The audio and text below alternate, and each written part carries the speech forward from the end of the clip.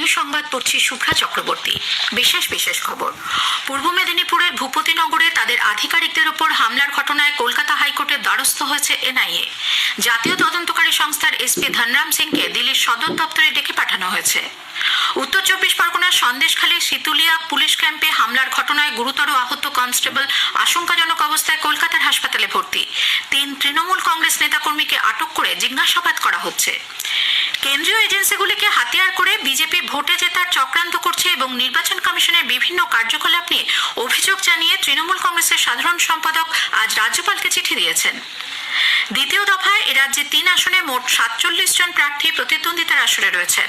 প্রথম দফার নির্বাচনে আইন শৃঙ্খলা পরিস্থিতি ও নিরাপত্তা ব্যবস্থা নিয়ে জেলা নির্বাচনে আধিকারিক এবং অফিসারদের সঙ্গে বৈঠক করতে আজ সন্ধ্যায় উত্তরবঙ্গ পৌঁছেছেন কমিশনের বিশেষ পুলিশ পর্যবেক্ষক। নিয়োগ দুর্নীতি মামলায় রাজ্যের মুখ্য সচিবের ভূমিকায় কলকাতা হাইকোর্টের বিচারপতির ক্ষোভ প্রকাশ। 2014 টেটের ওএমআর শিটের ডিজিটাল প্রতিলিপি সম্পূর্ণ তথ্য না পেলে নিয়োগ প্রক্রিয়া পুরোপুরি বাতিল করে দেওয়া হবে বলে জানিয়েছে হাইকোর্ট। আসছে বিস্তারিত খবরে।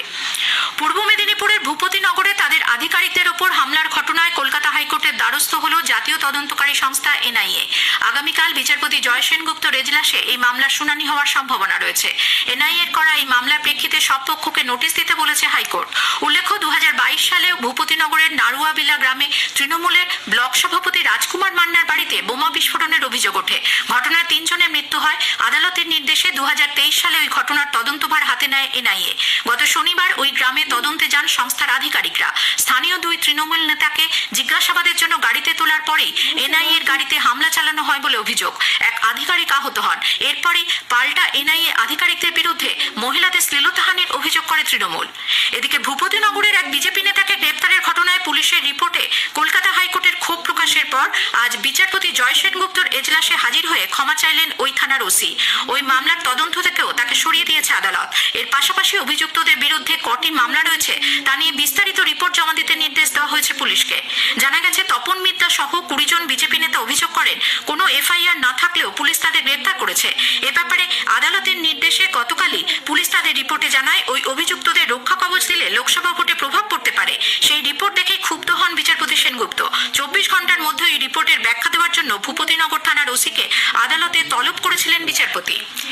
এনআইএর এসপি ধনরাম সিংকে দিল্লির সদর দপ্তরে ডেকে পাঠানো হয়েছে। ভূপতিনগরের সাম্প্রতিক ঘটনায় তদন্তের অগ্রগতির বিষয়ে জানতেই তাকে ডাকা হয়েছে বলে এনআইএ সূত্রের খবর। তার জায়গায় এসেছেন রাকেশ রোশন। উল্লেখ্য, আদর্শ আচরণবিধি বলবৎ থাকাকালীন কলকাতায় এই এনআইএ এসপির অ্যাপার্টমেন্টে গিয়ে আসানসোলের বিজেপি নেতা জিতেন্দ্র তিওয়ারি দেখা করতে গিয়েছিলেন এবং সেই সাক্ষাতে অর্থের হাতবদল হয় বলে অভিযোগ তৃণমূল কংগ্রেসের। এই অভিযোগ প্রমাণে তাদের কাছে সিসি ক্যামেরা ফুটেজ আছে বলেও তৃণমূল দাবি করে। উত্তর 24 পরগনার সন্দেশখালীর খুলনা গ্রাম পঞ্চায়েতের শীতুলিয়া পুলিশ ক্যাম্পে হামলার ঘটনায় গুরুতর আহত কনস্টেবল সন্দীপ সাহাকে আশঙ্কাজনক অবস্থায় কলকাতার নিউরোসায়েন্সেসে ভর্তি করা হয়েছে।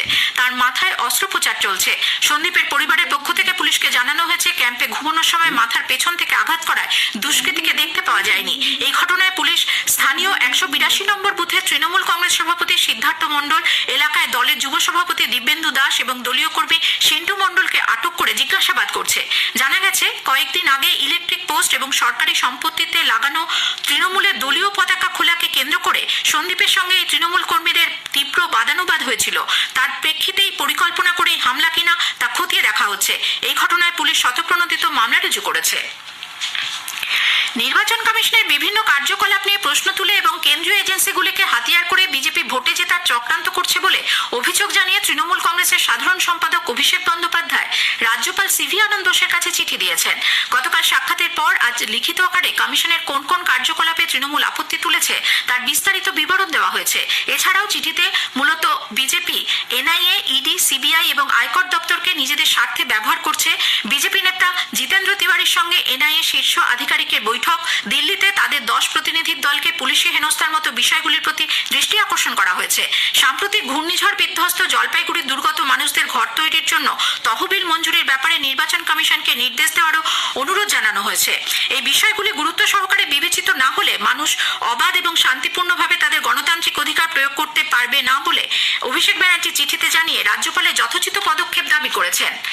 কেন্দ্রীয় এজেন্সিগুলিকে সরকার বিরোধীদের কণ্ঠরোধ করার জন্য ব্যবহার করছে এই অভিযোগ তুলে তৃণমূল কংগ্রেস নেতারা আজও দিল্লিতে প্রতিবাদে সামিল হন। দলের নেত্রী সাংসদ দোলা সেন অভিযোগ করেন, धरने के टाइम इलेक्शन कमीशन से हम एमपीओ को उठा के 2 घंटा घुमा के 7 PM के बाद लेडी एमपीओ को डिटेन करके कोई चार्ज नहीं देके 4:30 बजे से 12:30 तक कोई सीआरपीसी का धारा नहीं बता के और कोई भी हमारे लिए अरेस्ट और डिटेंशन कुछ नहीं बताते हुए 12:30 के बाद उन्होंने बताया कि आप छुटकारा आप ले सकते हैं। এদিকে উত্তর দিল্লির ডিসিপি দেবেশ কুমার মহলা দোলা সেনের এই দাবি খারিজ করে দিয়ে বলেছেন, जो रोड ब्लॉक की थी उसके लिए डिटेन किया गया था और मंदिर मार्ग थाने में उनको ले जाके फ्री कर दिया गया था। इवनिंग में सनसेट से पहले ही बता दिया गया था कि वो फ्री है, लेकिन वो अपनी इच्छा से वहाँ बैठे हुए। फिर हमने कल ही उनको फ्री कर दिया था, वो अपनी इच्छा से जब चाहें तब जा सकते हैं। অন্যদিকে প্রদেশ কংগ্রেস সভাপতি অধীর রঞ্জন চৌধুরী অভিযোগ করেন, জলপাইগুড়ির ক্ষতিগ্রস্তদের ত্রাণ না দেওয়ার দায় কার? জলপাইগুড়ির ক্ষতিগ্রস্তদের কথা কিন্তু দিল্লিতে বলা হয়নি, সেটাকে মেকআপ করার জন্য রাজভবনে বলা হচ্ছে। কিন্তু জলপাইগুড়ির ক্ষতিগ্রস্তরা এখনো পর্যন্ত সাহায্য পেল না কেন? তার দায় কে নেবে? প্রধানমন্ত্রী না মুখ্যমন্ত্রী? দিল্লিতে ধর্নার নাটক, রাজ্যপালের কাছে ধর্নার নাটক কেন করা হচ্ছে? করুন, কিন্তু সেগুলো তো খবরে আসার জন্য করা হচ্ছে। কাজের কাজ কিছু হবে না, আপনারাও জানেন আমরাও জানি। প্রাকৃতিক দুর্যোগের কারণে সেটা রাজ্যের দায়িত্ব। রাজ্য সেই দায়িত্ব পালন করছে কোথায়? কেন্দ্র সেই দায়িত্ব পালন করছে কোথায়? স্থানীয় সংবাদ শুনছেন আকাশবাণী কলকাতা কেন্দ্র থেকে। এখন বিজ্ঞাপন বিরতি। দিদি, এই মাসে ব্যাংকের পাস বইটা আপডেট করেছেন? এবার করেননি? আরে তাড়াতাড়ি করে ফেলুন।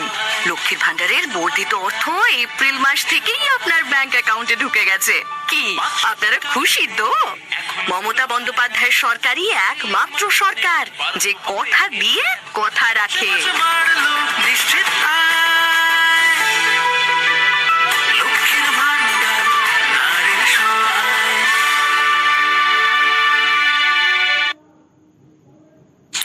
বিরতির পর ফিরে এলাম স্থানীয় সংবাদে। লোকসভা নির্বাচনের দ্বিতীয় দফায় রাজ্যের 3 আসন দার্জিলিং, রায়গঞ্জ ও বালুরঘাট কেন্দ্রে মোট 47 জন প্রার্থী প্রতিদ্বন্দ্বিতা করছেন।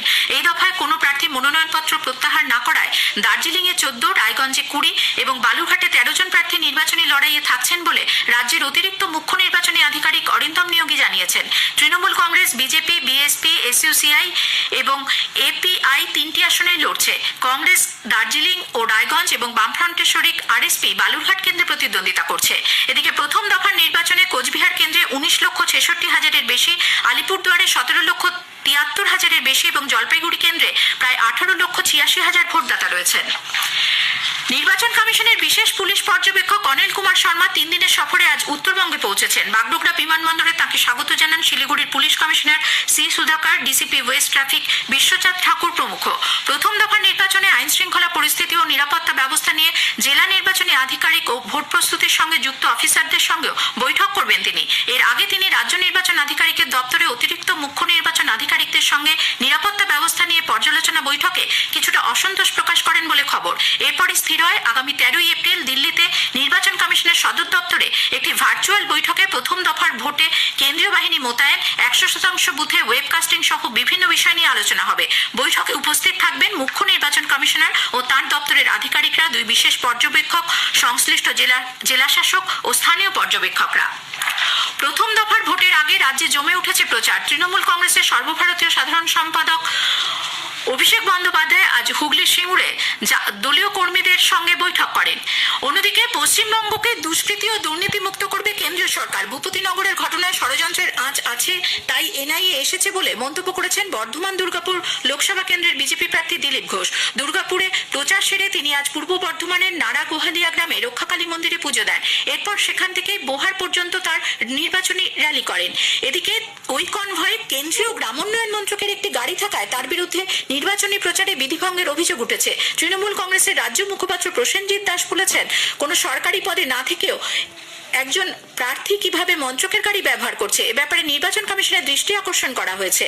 অন্যদিকে জলপাইগুড়ির বিজেপি প্রার্থী জয়ন্ত কুমার রায় আজ সকালে শিল্প সমিতি পাড়া থেকে ভোট প্রচার শুরু করেন। তৃণমূল কংগ্রেস দেশের বিরুদ্ধে কাজ করে বলেই এনআইএর ওপর এখানে আক্রমণ হচ্ছে বলে তার অভিযোগ।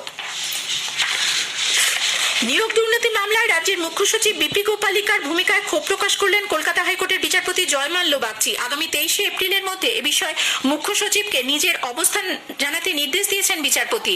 এই নিয়ে তৃতীয়বার সময় দিল হাইকোর্ট। 2014 সালে টেট পরীক্ষার উত্তরপত্র বা ওএমআর শিটের ডিজিটাল প্রতিলিপি জমা দেওয়ার জন্য সিবিআইকে নির্দেশ দিয়েছে কলকাতা হাইকোর্ট। সেই তথ্য না পেলে 2014 টেটও পুরো নিয়োগ প্রক্রিয়া পুরোপুরি বাতিল করে দেওয়া হবে বলে আজ জানিয়েছেন কলকাতা হাইকোর্টের বিচারপতি রাজশেখর মান্থা। স্থানীয় সংবাদ শেষ হলো।